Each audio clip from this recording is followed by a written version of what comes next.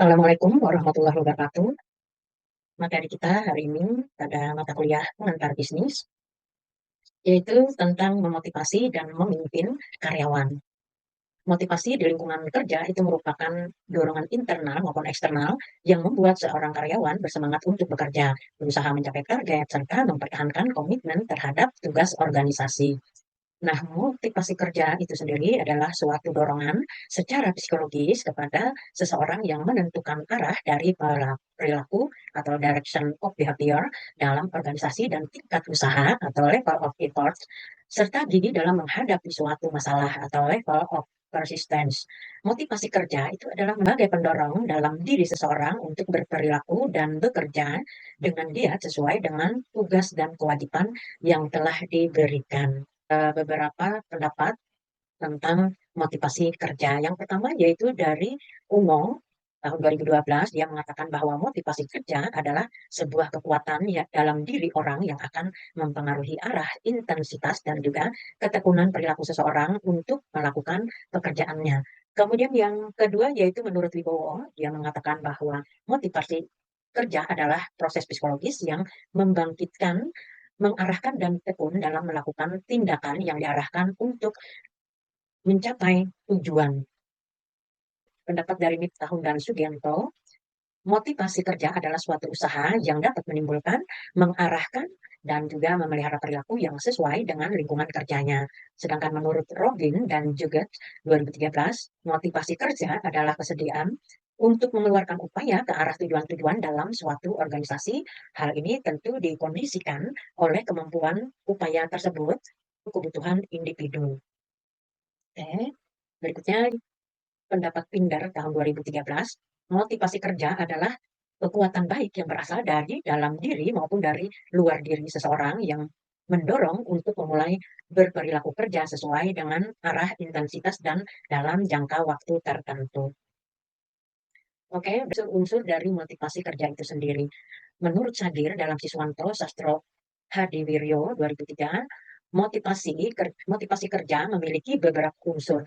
Nah, unsur-unsur tersebut antara lain kinerja, penghargaan, tantangan, tanggung jawab, pengembangan, ketertiban, kesempatan. Berikutnya yaitu faktor-faktor yang mempengaruhi motivasi kerja. Antara lain, pencapaian dalam menyelesaikan tugas atau pekerjaan berdasarkan pada tujuan dan sasaran. Poin 2 yaitu penghargaan terhadap pencapaian tugas dan sasaran. Poin 3 yaitu sifat dan ruang lingkup pekerjaan. Poin 4 adanya peningkatan tanggung jawab. Pencapaian dalam menyelesaikan tugas atau pekerjaan berdasarkan pada tujuan dan sasarannya. Kemudian penghargaan terhadap pencapaian tugas dan sasaran. Sifat dan ruang lingkup pekerjaan, adanya peningkatan tanggung jawab, supervisi, hubungan antar perseorangan, kondisi kerja, gaji, dan status. Kemudian juga keamanan kerja. Nah, faktor di atas tentu akan menentukan tinggi rendahnya motivasi kerja setiap karyawan yang bekerja pada suatu perusahaan. Faktor lain yang dapat mempengaruhi motivasi kerja seperti upah yang sesuai dengan kinerja dan jaminan hari tua. Apabila kedua hal tadi terdapat di perusahaan, maka hal ini akan dapat meningkatkan motivasi kerja karyawan lainnya. Berikut terdapat indikator motivasi kerja yang dapat mempengaruhi kinerja karyawan secara langsung. Satu, daya pendorong. Ini merupakan daya pendorong sebagai naluri untuk menggerakkan seseorang agar mampu berperilaku secara tepat dalam pencapaian tujuan. Kemudian yang kedua yaitu kemauan. Ini merupakan sebuah dorongan untuk melakukan sesuatu karena pengaruh dari luar. Kemudian yang ketiga kerelaan. Ini adalah sebuah bentuk persetujuan atas permintaan dari orang lain. Kemudian yang keempat yaitu membentuk keahlian. Membentuk keahlian menjadi suatu bentuk proses dari pembentukan. Kemudian yang kelima yaitu membentuk keterampilan. Membentuk keterampilan adalah kemampuan seseorang dalam melakukan berbagai pola tingkah laku yang kompleks. Yang keenam yaitu tanggung jawab. Tanggung jawab ini adalah akibat dari lebih lanjut dari pelaksanaan kewajiban yang diemban oleh setiap karyawan. Yang ketujuh yaitu kewajiban. Kewajiban adalah sesuatu hal yang wajib dilaksanakan oleh karyawan. Kewajiban ini harus dikerjakan dengan optimal. Kemudian yang kedelapan yaitu tujuan menjadi tahap akhir yang ingin dicapai oleh perusahaan agar dapat memberikan hasil kerja yang terbaik. Berikutnya rancangan kerja untuk motivasi. Seorang manajer harus mampu mengetahui aspek-aspek dari suatu pekerjaan yang dapat memberikan motivasi, dan ia mampu mengetahui bagaimana cara mengganti kerugian atas pekerjaan yang diberikan secara rutin dan hanya memberikan sedikit kepuasan kerja dari seorang karyawan.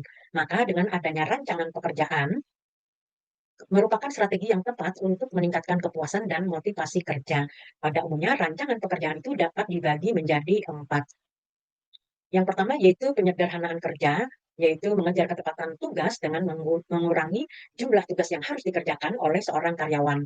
Yang kedua yaitu perputaran kerja, yaitu memindahkan karyawan dari satu pekerjaan ke pekerjaan lainnya untuk memberikan variasi dan motivasi bagi para karyawan. Kemudian yang ketiga, pemekaran kerja, yaitu menggabungkan beberapa pekerjaan menjadi satu pekerjaan yang baru dan bahkan menjadi pekerjaan yang lebih besar untuk mengurangi ketidakpuasan karyawan.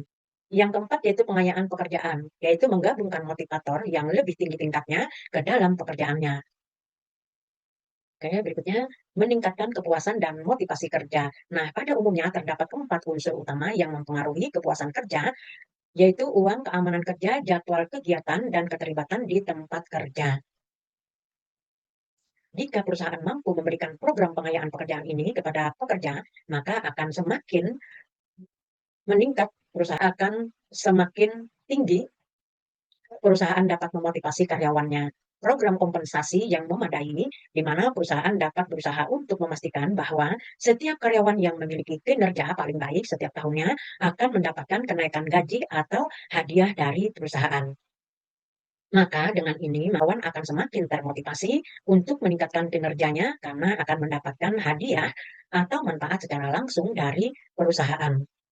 Nah, karyawan yang memiliki keamanan kerja yang terjamin maka akan semakin termotivasi untuk bekerja di tempatnya bekerja tersebut, karena mereka tidak akan khawatir atas apa yang akan terjadi ke depannya dan tidak perlu untuk mencari pekerjaan lain. Kemudian jadwal kerja yang tidak terikat atau fleksibel, dengan cara ini dapat memungkinkan para karyawan untuk memiliki hari libur dan jadwal kerja yang sesuai dengan keinginan mereka, sehingga membuat mereka lebih termotivasi untuk bekerja di perusahaan tersebut dan meningkatkan kinerjanya. Keterlibatan karyawan di tempat kerja, di mana karyawan akan lebih termotivasi jika mereka dapat mengambil peran yang penting dan lebih besar di perusahaan, karena mereka tidak akan bosan dengan pekerjaan yang biasa dilakukan dan menemukan tantangan baru dalam pekerjaannya. Cara meningkatkan motivasi kerja bagi karyawan, yang pertama yaitu lingkungan kerja aman dan nyaman.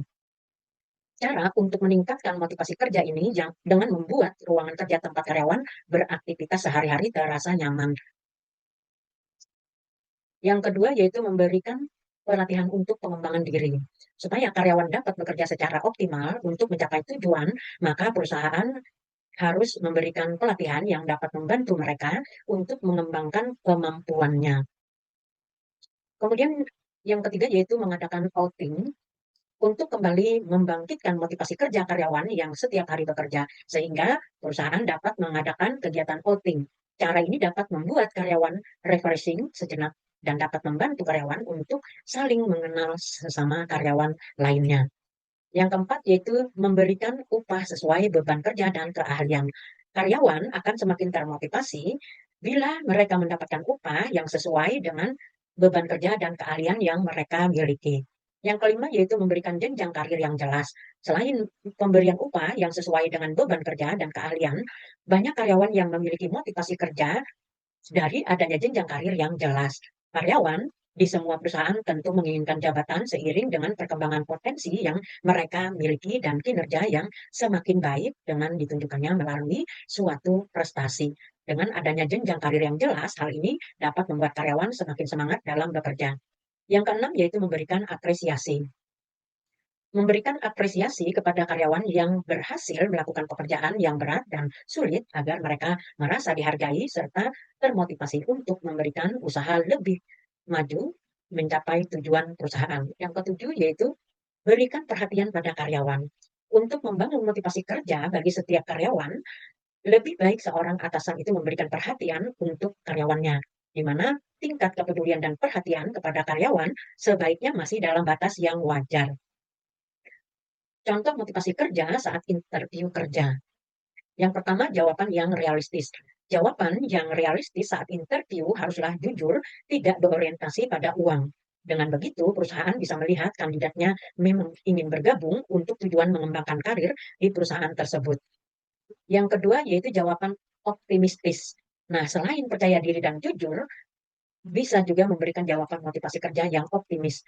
Bisa menjawab pertanyaan rekrutmen dengan optimis. Misalkan, saya ingin menjalin relasi dengan orang baru dan membantu rekan kerja untuk mencapai target dan tujuan perusahaan. Yang ketiga yaitu mengaitkan dengan pengalaman.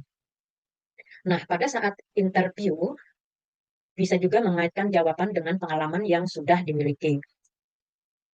Berikut cara menjawab pertanyaan berdasarkan pengalaman yang dimiliki, misalkan seperti, sebagai seorang marketing, saya terbiasa termotivasi untuk proyek yang kreatif, kerja sama tim, dan mampu berkomunikasi dengan klien.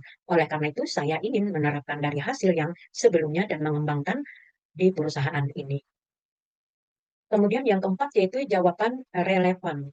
Menjawab pertanyaan dengan jawaban yang relevan tentu akan menunjukkan bahwa kamu adalah karyawan yang bisa diandalkan. Nah, contoh jawabannya seperti, saya termotivasi untuk meningkatkan penjualan di perusahaan ini. Hal ini karena dengan penjualan yang tinggi, perusahaan bisa meraup keuntungan dan bisa mensejahterakan karyawannya. Strategi meningkatkan kepuasan dan semangat kerja yang pertama yaitu fokus pada budaya kerja. Budaya kerja yang sehat seperti komunikasi efektif dan kebijakan organisasi yang ramah karyawan dengan memperlakukan orang lain dengan baik dan hormat. Kemudian yang kedua, membangun kepercayaan. Untuk menjadi organisasi yang sukses, karyawan harus memiliki keyakinan pemimpin mereka. Maka pemimpin harus membangun kepercayaan semua karyawannya, seperti berinteraksi dan andal dalam pekerjaan. Kepercayaan karyawan kepada pemimpin tentu saja sangat berhubungan erat dengan peningkatan kepuasan kerja mereka. Berikutnya yaitu meningkatkan employee relationship, di mana di sini employer relationship berjalan harmonis, di sana letak kepuasan kerja karyawan. Bila kita memahami tentang relasi antar karyawan, bentuk tim baru untuk mengembangkan perusahaan. Nah, di tim itulah antar karyawan bisa memperdalam koneksi, memberikan ide-ide untuk memecahkan permasalahan, atau dengan membuat atau menciptakan inovasi untuk bisnis. Berikutnya fokus employee engagement. Nah, upaya ini dapat mendorong employee engagement. Hal ini adalah merupakan media karyawan untuk tumbuh dan menikmati pekerjaan mereka. Yang kelima, memberikan peluang perkembangan karir. Karyawan mencari peluang untuk tumbuh dan berkembang dalam karir mereka. Jika pencarian itu, maka kita harus dapat merespon mereka akan puas terhadap cara tim HR dalam memperlakukan karyawannya. Yang keenam, menghargai kinerja karyawan. Karyawan mana yang tidak ingin dihargai? Semua karyawan pasti ingin mendapatkan penghargaan atau pengakuan atas kinerja dan pencapaiannya. Jadi, budayakan untuk menunjukkan penghargaan dan pengakuan dari atasan kepada karyawan secara teratur. Dengan mengakui keberhasilan karyawan sekecil apapun yang ia lakukan, itu sangat berarti dalam kepercayaan diri karyawan. Yang ketujuh, memiliki job security. Ada kalanya seseorang itu tidak merasa aman di tempat kerjanya. Misalkan ketika terjadi pandemi ya, yang membuat karyawan itu merasa terancam di PHK. Nah, perusahaan yang beralih ke gig economy, maka kondisi perusahaan sedang tidak baik dan lainnya.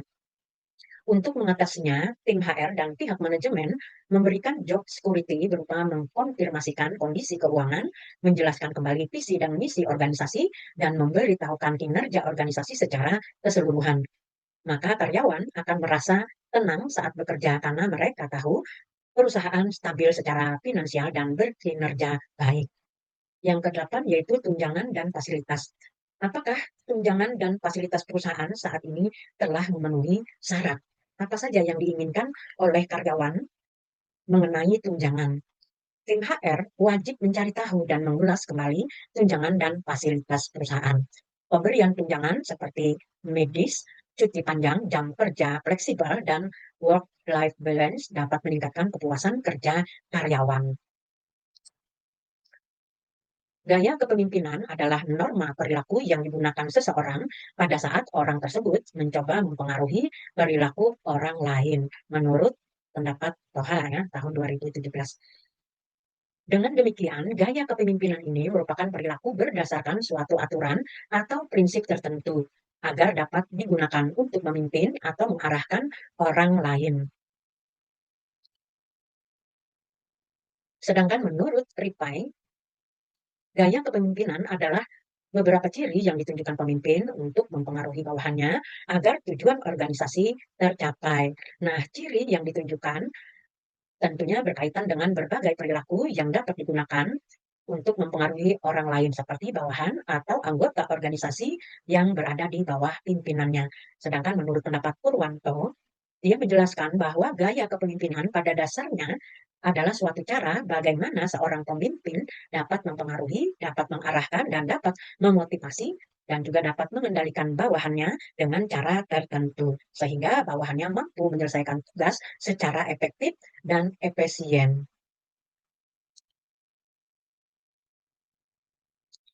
Di sini terdapat beberapa macam jenis gaya kepemimpinan yang dapat digunakan oleh seorang pemimpin dalam mengarahkan bawahannya, dalam mempengaruhi bawahannya, sehingga mereka dapat menyelesaikan tugas dan pekerjaan dalam organisasi secara efektif dan efisien.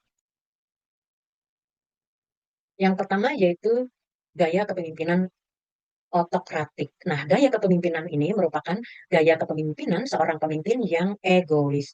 Egonya yang sangat besar menumbuhkan persepsi bahwa tujuan organisasi identik dengan tujuan pribadinya. Dan oleh karena itu, organisasi diperlakukan sebagai alat untuk mencapai tujuan pribadinya. Yang kedua yaitu gaya kepemimpinan paternalistik.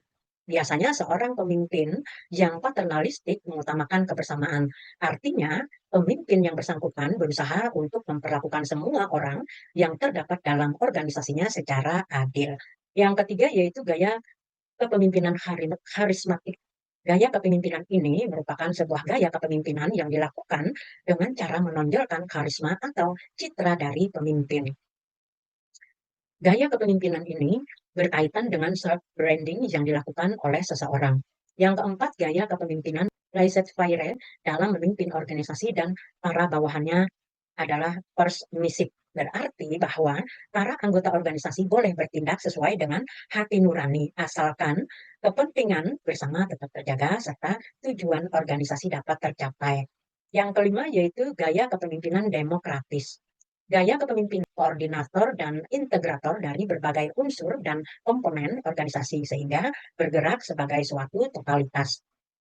Yang keenam, gaya kepemimpinan birokrasi. Gaya ini biasanya diterapkan pada sebuah perusahaan dan akan efektif apabila setiap karyawan mengikuti setiap alur prosedur dan melakukan tanggung jawab rutin setiap hari. Yang ketujuh, gaya kepemimpinan partisipatif. Dalam gaya kepemimpinan partisipatif, ide-ide dapat mengalir dari bawah karena posisi kontrol atas pemecahan suatu masalah dan pembuatan keputusan dipegang secara bergantian. Pemimpin juga memberikan ruang gerak bagi para bawahan untuk dapat berpartisipasi dalam pembuatan suatu keputusan serta adanya suasana persahabatan dan hubungan saling percaya antar pimpinan dan anggota. 8. Gaya kepemimpinan transaksional. Gaya ini cenderung terjadi interaksi antara pemimpin dan bawahan, di mana pemimpin akan memberikan reward ketika bawahan berhasil melaksanakan tugas yang telah diselesaikan sesuai dengan kesepakatan. Yang kesembilan yaitu gaya kepemimpinan transformasional. Para pemimpin jenis ini biasanya memperhatikan dan terlibat langsung dalam proses termasuk dalam hal membantu para anggota kelompok untuk berhasil menyelesaikan tugas mereka. 10. Gaya kepemimpinan melayani. Pemimpin yang melayani lebih mengutamakan kebutuhan, kepentingan, dan aspirasi dari para anggota daripada kepentingan pribadinya. 11. Gaya kepemimpinan situasional. Pemimpin yang menerapkan jenis kepemimpinan ini lebih sering menyesuaikan setiap gaya kepemimpinan yang ada dengan tahap perkembangan para anggota, yaitu sejauh mana kesiapan dari para anggota melaksanakan setiap tugas. Faktor yang mempengaruhi gaya kepemimpinan, terdapat beberapa pendapat menurut ahli. Yang pertama menurut Fiedler, dia mengungkapkan bahwa 3 dimensi kontingensi yang akan menjadi faktor-faktor situasional utama yang dapat mempengaruhi efektivitas gaya kepemimpinan. Yang pertama yaitu hubungan pemimpin dan bawahan. yaitu kadar hubungan antara pemimpin dengan bawahan merupakan tingkat sejauh mana kelompok tersebut memberi dukungan kepada pemimpinnya. Yang kedua yaitu struktur tugas dalam arti sampai sejauh mana tugas-tugas yang harus dilaksanakan itu terstruktur atau tidak, dan apakah disertai oleh prosedur yang tegas dan jelas atau tidak.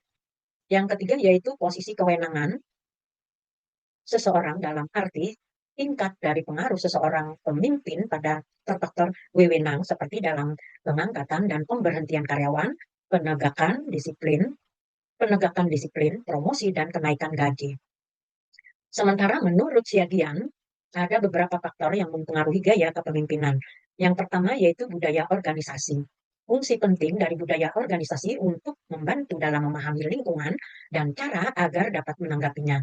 Oleh karena itu, budaya sangat berpengaruh terhadap gaya kepemimpinan yang diterapkan pemimpin untuk mengetahui kondisi organisasi secara utuh dan dapat melakukan tindakan yang tepat sehingga tercapainya kepemimpinan yang efektif.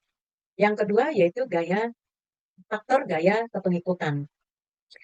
Teori LMX menjelaskan bahwa proses-proses mempengaruhi seseorang manajer dan bawahan memiliki kecenderungan perilaku yang negatif ataupun positif. Hal ini dapat dipahami bahwa setiap bawahan pasti memiliki karakter yang berbeda-beda. Oleh karena itu, setiap pemimpin pasti memiliki cara yang berbeda pula dalam menerapkan gaya kepemimpinannya.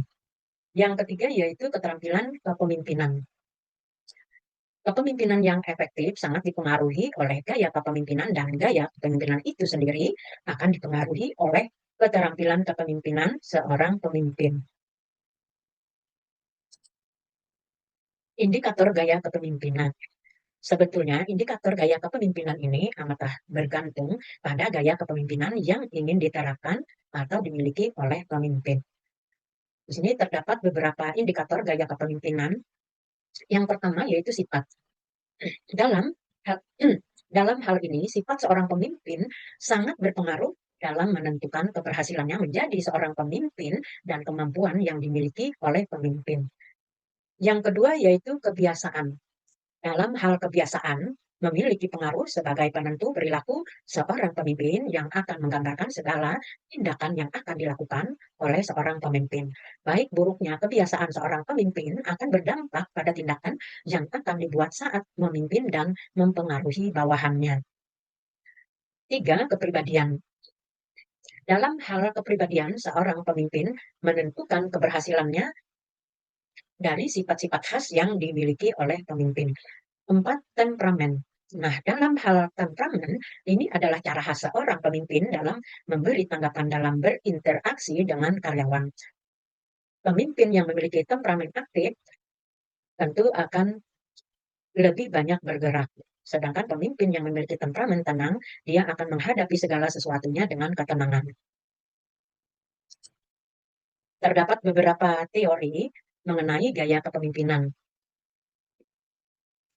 Teori ini muncul dari studi tentang kepemimpinan yang dilakukan oleh Institute of Social Research dan University of Michigan. Studi ini dilakukan hampir bersamaan dengan studi yang dilakukan oleh kelompok studi Ohio State University. Studi ini memfokuskan diri pada hubungan antara perilaku pemimpin, proses kelompok, dan pengukuran kinerja kelompok. Penelitian yang dimukakan oleh Lakers yang dikutip oleh Wirawan, yaitu untuk menentukan pemimpin efektif atau tidak efektif, untuk menentukan pemimpin efektif atau tidak efektif. Studi ini kemudian mengelompokkan perilaku pemimpin menjadi dua kelompok perilaku. Yang pertama yaitu touch-oriented behavior atau perilaku berorientasi pada petugasan. Para manajer dengan gaya ini efektif melakukan pekerjaan yang berbeda dengan para bawahannya. Mereka lebih mengkonsentrasikan diri pada fungsi perilaku petugasan. Para manajer dengan gaya ini biasanya lebih memusatkan perhatiannya kepada hubungan antar manusia. Mereka sopan dan mendukung bawahannya dengan percaya diri, serta berusaha untuk memahami problem yang dihadapi oleh bawahannya.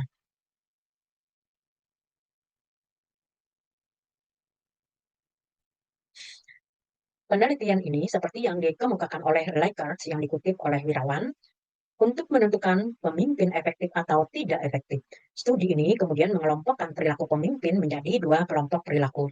Yang pertama, task-oriented behavior, yaitu perilaku berorientasi pada ketugasan. Para manajer dengan gaya ini efektif melakukan pekerjaan yang berbeda dengan para bawahannya. Mereka lebih mengkonsentrasikan diri pada fungsi perilaku ketugasan. Yang kedua yaitu relationship oriented behavior atau perilaku berorientasi pada hubungan. Para manajer dengan gaya ini lebih memusatkan perhatiannya kepada hubungan antara manusia.